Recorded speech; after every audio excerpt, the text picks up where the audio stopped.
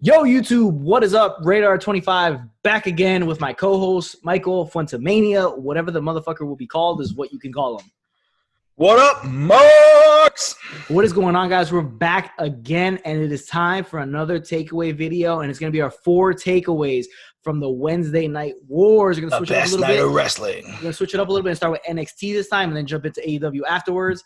Guys, before we get into this video, I want to remind you guys, drop a like on the video, other videos previous and upcoming. Hit that subscribe button if you're not subscribed. Hit the notification bell so you guys aren't missing anything when I go live for live streams and all these videos that we're dropping out on this channel.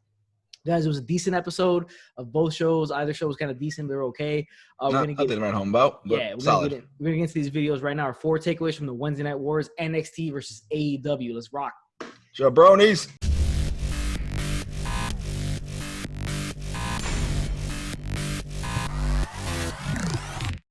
All right, guys. NXT started off with an interim cruiserweight tournament match, and it was El Hijo del Fantasma versus Isiah Swerve Scott. Now, this was a good match. It was solid. They didn't get off the ground as much as you normally think they would in like a cruiserweight match. But they're bigger cruiserweights. They're not exactly like small guys. Small guys, yeah. Swerve gets the win here, which I thought was kind of surprising because Fantasma's new. Maybe they give him like a little bit of a run, but it is what it is. The best thing about this was after the match, these masked luchadors in suits. I think they're cartel. Heavy cartel. It's a cartel. They tried to abduct Hijo del Fantasma again. ¿Qué es esto? ¿Qué es esto? ¿Qué pasa aquí? Yeah, and he fought them off once again. I mean, this guy is a legend. He's fighting off the cartel and wrestling at the same time. So de Mexico, bro. He's from Mexico. He's used to this shit. He's seasoned in the art of fighting off cartels and kidnappers. But he fought these guys off again. I can't wait to see who the fuck these guys are and why they keep doing this. I'm actually pretty intrigued by this whole weird. It's hilariously ridiculous. Yeah, what it is. All right, guys. Next thing on the show. Let's preface this by they did a Dominic Dijakovic promo, where he's walking. And he's basically talking about Johnny Gargano and Candice LeRae, and now they announced that the match next week is Johnny Gargano versus Dominic Dijakovic. Seems kind of thrown together, but it's probably gonna be a solid match anyways. But this match was Candice LeRae versus Casey Canizaro, who has a really funny entrance where she climbs the turnbuckle, like because she's American Ninja Warrior and whatnot. Well, she's a spider monkey, man. She's the definition of a spider monkey. Now this is interesting because Candice LeRae is rocking her new gimmick, her new heel gimmick. Johnny Gargano was there with her, introducing her, and he's all in on this. He's all in on the gimmick. Candice LeRae, if she goes in all in as well, it could work for her. But right now, it really didn't seem. She seemed kind of like weird.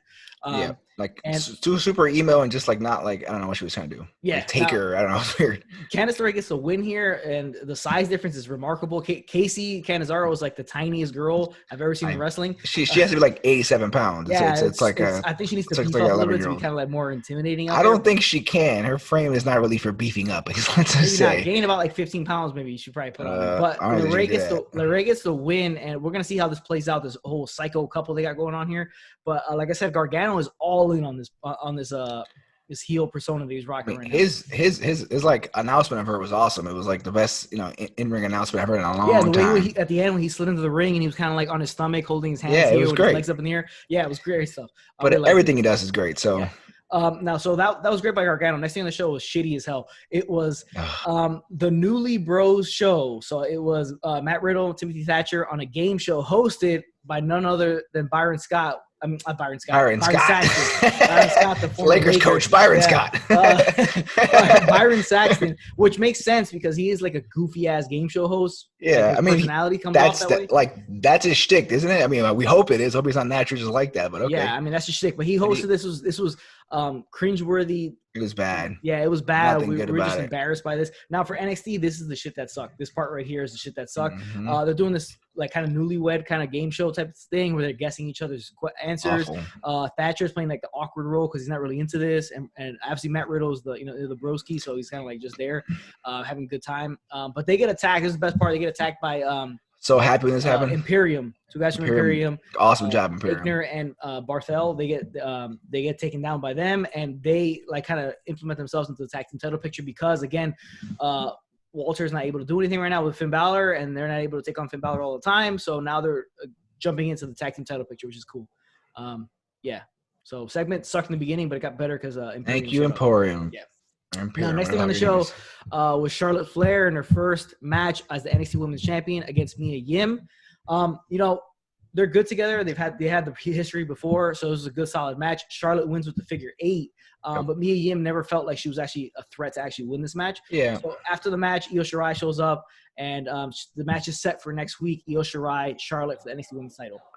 I mean, Io Shirai is also not really, a threat to, let's face it, to the queen. The queen is the queen. Built up to like be a threat. No, so right now she's going to be the queen for a while until they can build someone up, and she's definitely going to help, build a girl up. That's why she's there. But right now she's just going to dominate. She's going to win all these matches. Yeah.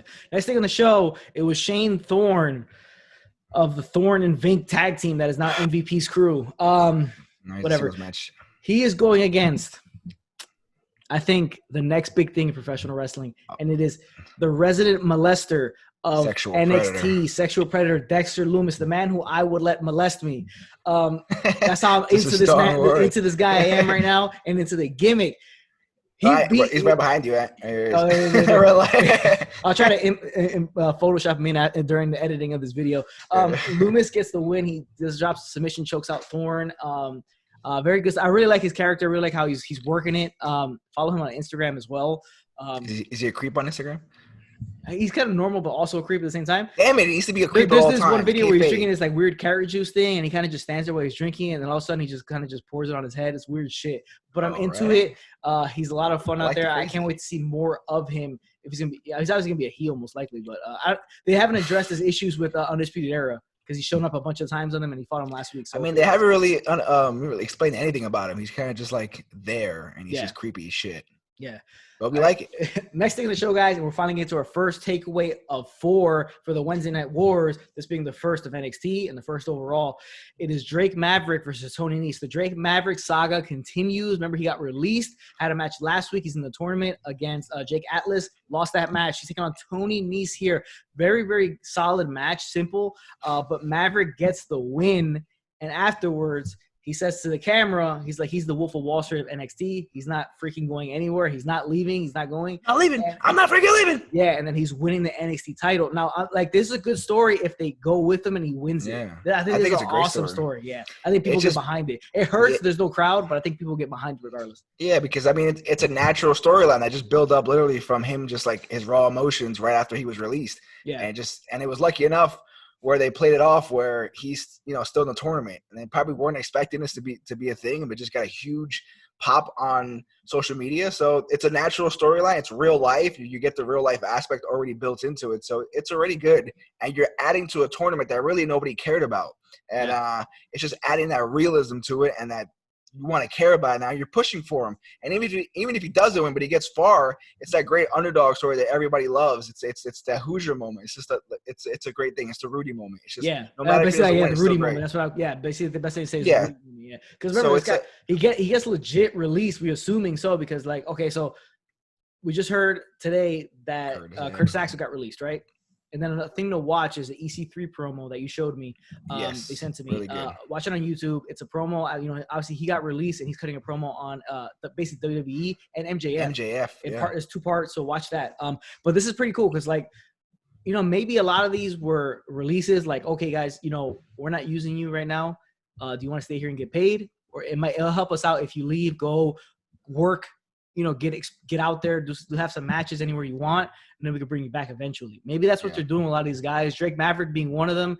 They're like, we're going to release you. And then they're like, let's put him in this tournament. We can get a lot out of him. Even if they don't plan on keeping him, he doesn't win it, but maybe they can get something out of the tournament. Give it a little bit of build to it, because it has a story built behind it. You're behind this guy because he cut that emotional video on Instagram or Twitter, whatever it was, after he got released, and he's still in this. And this, like we said last week, this could be a good story if they stick with it, and it could be like one of those heartwarming things where you're kind of rooting for this guy. Yeah, because again, he's not taken seriously as like a wrestler. No, he's more Spud. of a character. He's fucking Spud. He's Rockstar Spud from TNA, and he pissed his pants. Remember when he was with AOP as the manager and shit like that? So he's a comical charter, but he's definitely entertaining. Like, he's entertaining. Like, he definitely has a charisma to him where it's like it's a funny character. He's small. He's undersized. He's always going to be the underdog no matter what. Well, but saying that, right? So he's like an undersized guy, but he's entertaining, like an Enzo. Remember when Enzo was like a cruiserweight champion? You know, they were in the main event, the cruiserweights, because Enzo can talk his ass off. He's not a good wrestler or anything like that, but you know, now Maverick is different because he can actually work in the ring compared to. And he's not an asshole in the back. He's not an asshole in the back. A lot of people like him, so he can be that guy who carries that title and gives it a more entertainment value to the title itself. Because again, the cruiserweight division is not really taken seriously in WWE. You know, the Cruiserweight Classic was awesome, but after that, they didn't really build on it. So it was kind of like it just died after that. And that's why they gave Enzo the title, and he kind of revived it just a little bit. You know, but it is what it is. That is takeaway number 1, guys. Drake Maverick is 1-1. Tony Nese is 0-2 in the tournament. I believe he's out. Yeah, so we're gonna see Drake Maverick continue, and like hopefully they go with it.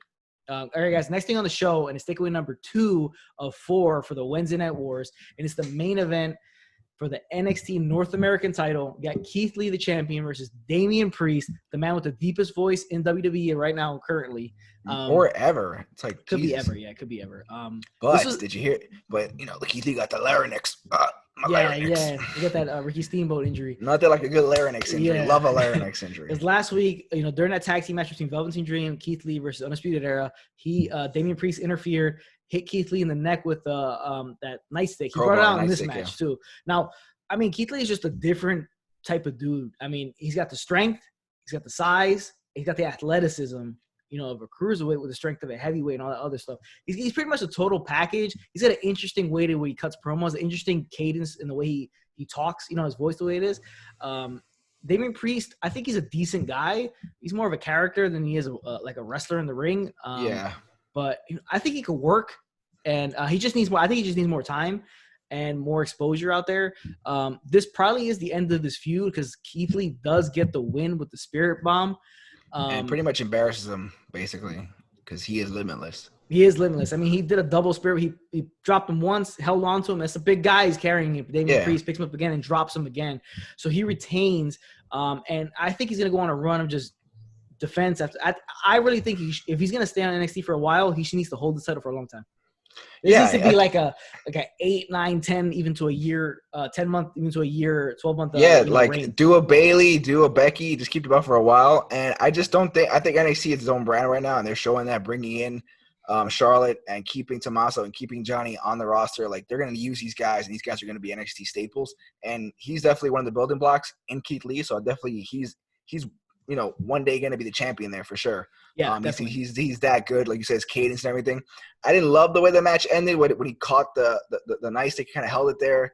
He was like, I am limitless. It kind of felt like Tony Stark. I am Iron Man. Like it was kind of, I don't know, it was kind of whatever. But decent match, good match. And like you said, Keith Lee is a star, man. He's a star. I love the way he cuts his promos. He has like this elegant voice, and he's the way he said everything's clear, crisp. He's huge, he's athletic, he's believable because he's just so goddamn big and athletic. And I think he's awesome. He's right now my favorite guy in NXT. Johnny Gargano and Tommaso are up here, of course, but I think something about Keith Lee. No, he's awesome. The way he carries himself, the way he works, and just he's so different than everybody else. Yeah. My guy right now is Ciampa because I just love his facials and just the way his characters evolved over the. You can't go wrong with any of them. They're all like top awesome. Stars. Yeah. But this guy, like I said, Keith Lee needs to go on a run with this title and hold it for a while. Yeah. I could even see this guy holding both titles at the same time, being a dual champion. Ultimate Warrior style. Yeah, or like because like that, or like like a fucking Daniel Cormier. Like he has the light heavyweight and heavyweight. So he's got to have the North American title and then the NXT title at the same time. I would like to see a double champion. Even though he doesn't keep it long, like you could drop the North American title a little bit after. But I would like to see him as both titles because he is that dominant and just he's so special, just the way he is and the way he looks and everything like that. Awesome match. Like I said, the ending was kind of campy when he was like, I am limitless. I didn't really like that part either, but it was what it was. Pretty decent show in NXT. Next week it's going to be those title matches they announced. So they announced that Adam Cole and Velveteen Dream will go against each other next week for the NXT title. We got Io Shirai versus Charlotte Flair for the NXT Women's title. We have Dijakovic versus Gargano, and we have the debut of Killer or Karrion Kross and Scarlett Bordeaux. They showed a video package of them and actually showing them, and they're actually going to debut next week, and we'll see what they get into next week. But super awesome! I can't wait to see Killer Kross or Karrion Kross, whatever you want to call them.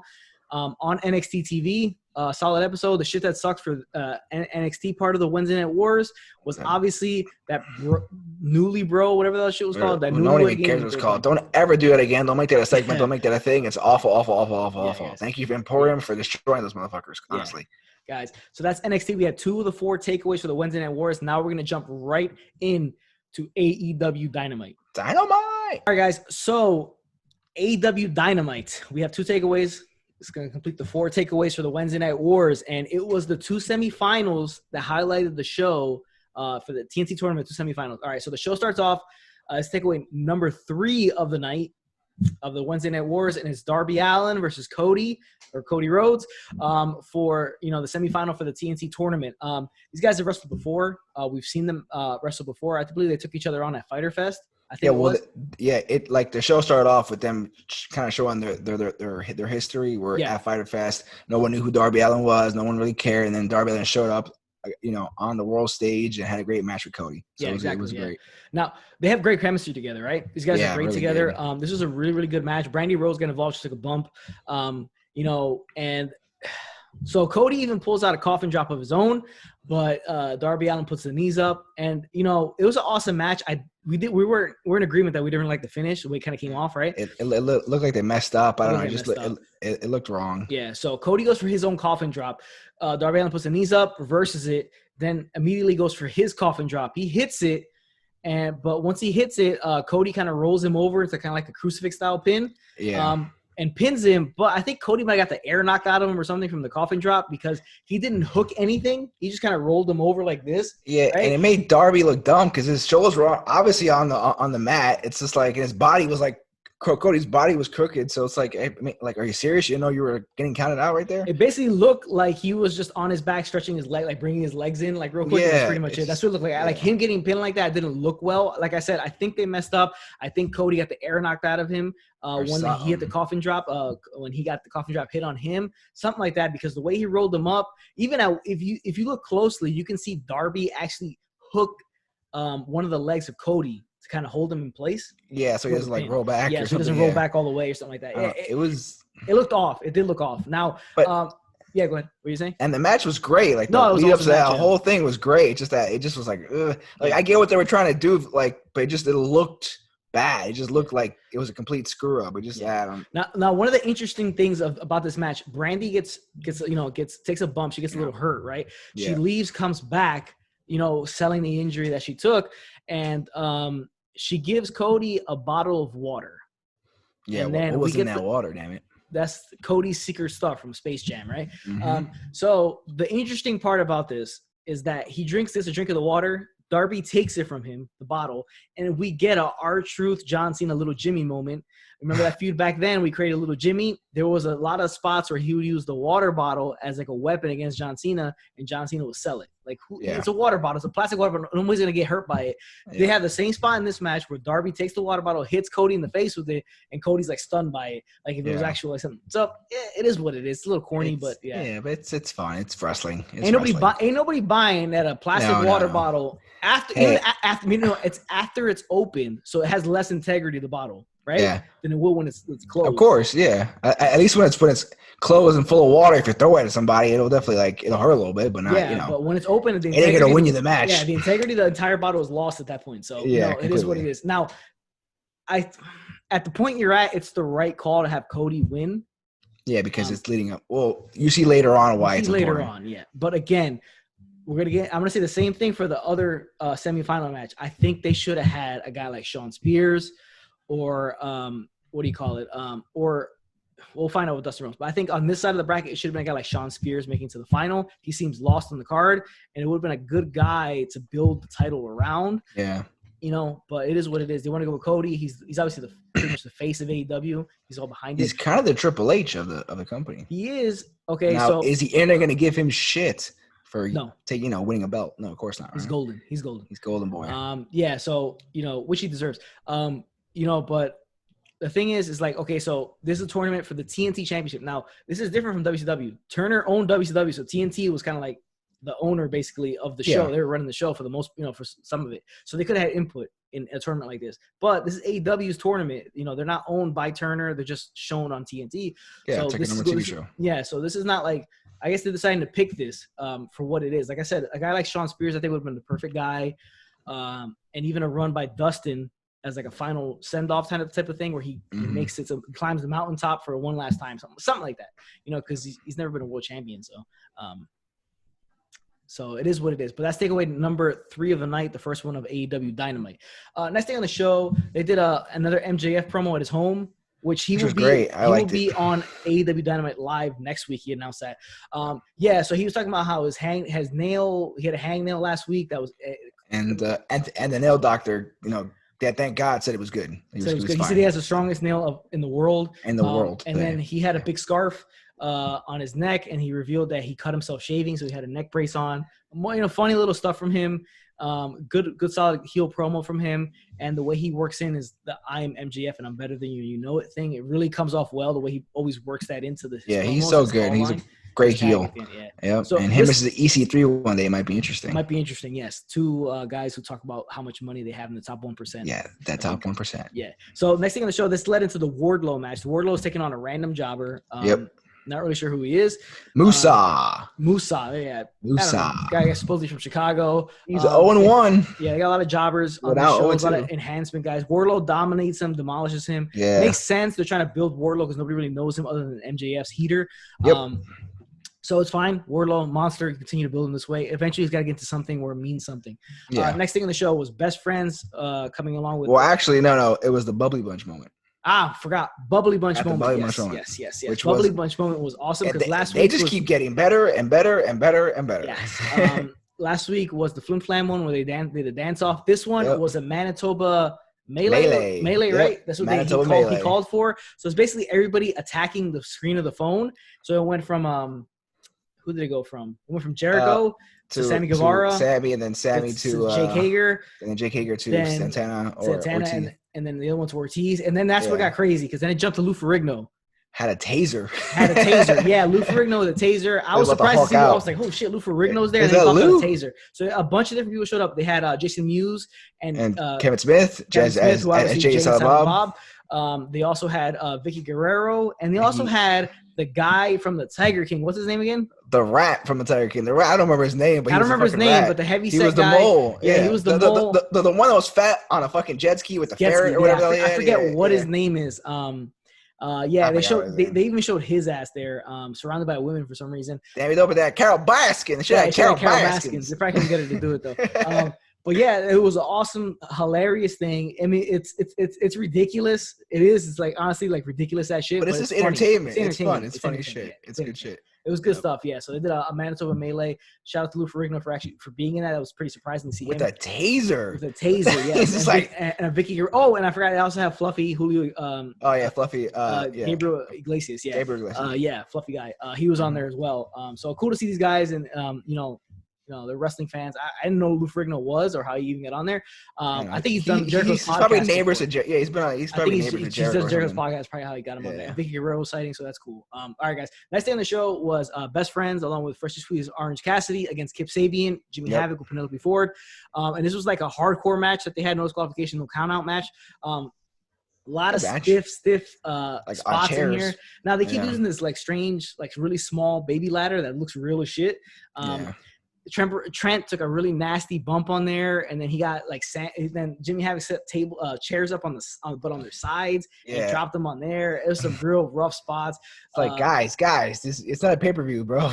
Yeah, I was save that for the pay-per-view. It was some rough spots, and then Chuck Taylor hits his finish on Jimmy Havoc on top of a chair, and they get the win here. Orange Cassidy got involved, so did Penelope Ford. This keeps going. Now, this new tag team is just formed with Jimmy Havoc and Kip Sabian. They already get a loss here. But you're building the Best Friends as contenders for the tag team titles. They were having the feud with Death Triangle, Phoenix. But that just got broken up for the quarantine. And Neville, Pac, I'm sorry. They got that broken up by the quarantine. So we're going to continue to see this team. I mean, maybe they'll end up facing, Kenny Omega and Adam Page eventually for the tag team titles. Next thing on the show was the man we talked about before, Shawn Spears. He was facing a random enhancement guy. Before we get there, the Britt Baker vignette where they're at at her practice dentist. Well, they're showing her get makeup done by some girl, and Britt Baker's treating him like shit. And then they show her doing her vignette or promo. And then talking shit about Tony again, like making fun of his teeth and his gut. Making fun of his glasses. They wear glasses, right? Yeah. They're making fun of his gut and actually doing the Photoshop there of shrinking his stomach. Yeah. And then his teeth. Yeah, talking bad about his teeth. I was like, damn, Tony's lost a lot of weight, man. Yeah, it's poking a lot of fun at Tony Schiavone, but he's always a guy who likes to take the piss out of himself. So he's always like takes part of the jokes. Yeah. So he's a weird guy. He's a weird guy. Yeah, he's a weird guy. He's a good sport though. All right, guys. So the next thing on the show after that promo was Shawn Spears versus a random enhancement talent guy. I don't remember who his name was. Nor is important. Yeah. So and it was it's obviously a squash match. Shawn Spears gets the win. Again, I feel like this guy should have been in the final for the TNT title tournament.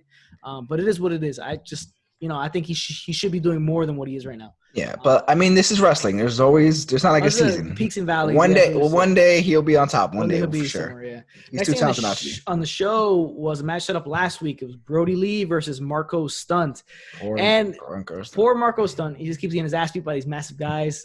Brody Lee looks like a monster. It's great. Mr. Brody Lee. Mr. Brody Lee. It's great to see Mr. Brody Lee taken seriously and actually put in a bigger spot and spotlight on the card compared to what he was as Luke Harper in WWE. 100%. Yeah, so it's real cool, to see him in that situation. I'd see if he gets into an eventual feud later on with a bigger talent. Yeah. All right, so next thing on the show, the main event and takeaway number 4 of the Wednesday Night Wars, and it is Lance Archer versus Dustin Rhodes in the other semifinal for the TNT Championship tournament. This was basically Archer dominating and destroying Dustin Rhodes, but a lot of fight shown by Dustin Rhodes. Yeah. He got cut open in this match over the forehead, so there was blood in this match, and Dustin Rhodes kept fighting and fighting and fighting and fighting and fighting, but Lance Archer was just too much for him. At one point, he is bleeding so bad that Cody comes with the towel to throw in the towel to forfeit the match, but he doesn't do it. They stop it from happening, and at this point, Lance Archer pulls Dustin Rhodes back into the ring and kind of like bangs his head against the mat, and like that hardcore. way, so he should have thrown in. They should have thrown in the towel. He would have saved his brother. I feel like this match went a little bit too long for the beatdown that it was. It was spots where like, okay, Dustin's getting some offense and he's hitting some shots, then he gets cut down after that. Just a play off of the monster that is Lance Archer. Now Lance Archer's push, I've liked, because they just continue to show how much of a monster that he is. Yeah, which is been less awesome. Jake. Oh, I haven't seen Jake the last 2 weeks. So, it's been less Jake. So that's probably like 3 weeks since Jake was. No, I think 2. 2 weeks. Yeah, okay. Yeah. Right. Now it's good. I like this because again, I think Jake was taking too much of the spotlight away from Lance Archer because he's such a good promo and he brings you in when he talks that it's taking away from Lance Archer. So I think it's good to keep less Jake, more Lance Archer as the monster that he is. Okay. Now my problem with this match. First, I went a little bit too long, like I said. My problem with this match was the end of it. You got QT Marshall, Brandy, and Cody in the ring. And their families there. Yeah, they're in the ring, checking on Dustin because he got his ass beat. There was at no point, whether the camera didn't show it or just didn't happen, was there a face-to-face or a look between Lance Archer, Cody Rhodes. Cody Rhodes has basically been dismissing Lance Archer this entire time. This was the point. Remember, this match, the championship match, the final, Cody Rhodes, Lance Archer will take place May 23rd at Double or Nothing. This was the perfect opportunity because the match just ended. He beat the shit out of your own brother, left him lying there bleeding, where they could have done the facial of Cody staring at Lance Archer. I mean, you had it. You had Rocky Rocky 4. You had Apollo Drago. Yeah, you had the Apollo moment. Was killed by Ivan Drago. He's like Rocky just holding his head and just stares back at Drago. Yeah, that's the moment you had here. Whether it happened, the camera crew didn't pick it up as bad. They really shit the fucking bed on that one. Or it just didn't happen. I think that's a big fuck up, big miss, and that is the shit that sucked from AEW Dynamite. I'm gonna say it right now. Shit that sucked was the fact that they didn't have the stare down between. Like you had that awesome dramatic moment. Like this is my brother, and you fucking destroyed him. I'm coming for you. And I'm gonna get that belt. That. And it's the whole reason Archer's here was to be that the heat for Cody. Like that's the reason why he's here. That reason why he's such a monster. The way to make it scary. You had that moment where this is my brother. Yeah. And not just that, but a minute earlier, less than a minute earlier, he could have ended the match and saved his brother from but no, he didn't do it, and it would have added that whole story just so much, that little bit that makes it just so much more now intriguing. This might have worked even better if this would have been the retirement match for Dustin Rhodes. But I'm not sure Dustin wants to retire. No, That's not the to thing. say that he wants to, but they were going to do it last week, right? They said that stipulation last week. Oh, yeah, if they yeah, would have done it this week, right? He loses to Archer, he's going to retire. This would have added more emotion to Cody. You ended my fucking brother's career. You destroyed him in the ring. Yeah, you came after me, but you took my brother out. That would have been the emotion right there. And you would have shown Lance Archer staring down Cody, and then Cody holding his brother, looking at Archer like pissed off. Like, this is what it's on now because you called me out. I didn't take you seriously. Now you took up my brother. You retired him or whatever the case may be if you don't want to add the retirement thing. But the retirement angle would have worked better in this match than it did last week. I just think they missed the boat huge on that they could have had the perfect camera moment where the facial between the two of them and they finally lock eyes. And this is where I'm getting like Vince has been doing this. Kevin Dunn, they've been doing this for so long that they know how to get those emotional moments in like these special little moments. And then here it's like, dude, it was so simple. You had it set up. It was all there. And all you had to do was that extra 5 seconds on the camera, just like a bit of a stare down. It would have been it would have meant way more. You would have had not just the tournament, not just the belt on the line, but you would have had that personal family connection and that like payback shit. That's like, this is my brother, my older brother, and you took him out, and I'm coming for you, and I'm coming for that title. Because now what's gonna happen is they're gonna run on that. They're gonna run on that next week probably at the live show. They're gonna film live. It's gonna run on that. But it would have had more effect if it would have happened on the spot. If it would have happened on the spot, all you had to do was look at him. But he didn't. The camera didn't pick up him acknowledging Archer whatsoever, which I thought was a big mistake. Big mistake on that. I think you not to say you hurt the feud, but you brought it down. You could have made it more special. You could have brought it up to like such a special moment. But yeah, it was a miss. It was a miss. That was a big time miss by them, and that's the shit that sucked, guys. The fact that they didn't do that camera work of showing, like we said, him holding Dustin and him staring down Archer and giving me that feeling, oh, shit's on now. You know what I'm saying? Yep. So, like I say, he's dismissed Archer basically this entire time. And this was the perfect spot for you to do it at the end of the show, and Dynamite would have been perfect ending for that ending. For him, the perfect ending for Dynamite would have been Cody staring with a pissed off face at Archer while you see him holding Dustin. Yeah, it would have been great. It was so easy. It was all you set it up perfectly for that. Set up right there. It was set up. Now, does this hurt the tournament that this kind of conclusion was kind of foregone already? That was going to be these two guys in the final? A little bit. I think this would have helped more if it would have been, like I said, a guy like Dustin, last ride, getting there, winning this title, or Shawn Spears, a guy that they could have built the belt around a little bit and helped and showcased him a little bit more. But it is what it is. This is the big feud that they're building. So this is what we're getting. But they've also pigeonholed their storytelling because they have this big, like stipulation where Cody can't wrestle for the championship. So it's like he's got to have something. Yeah, he's got to have something. That's the thing. Like they put themselves in a corner with that, which I get why they did it and they made it special. But like it's too early in the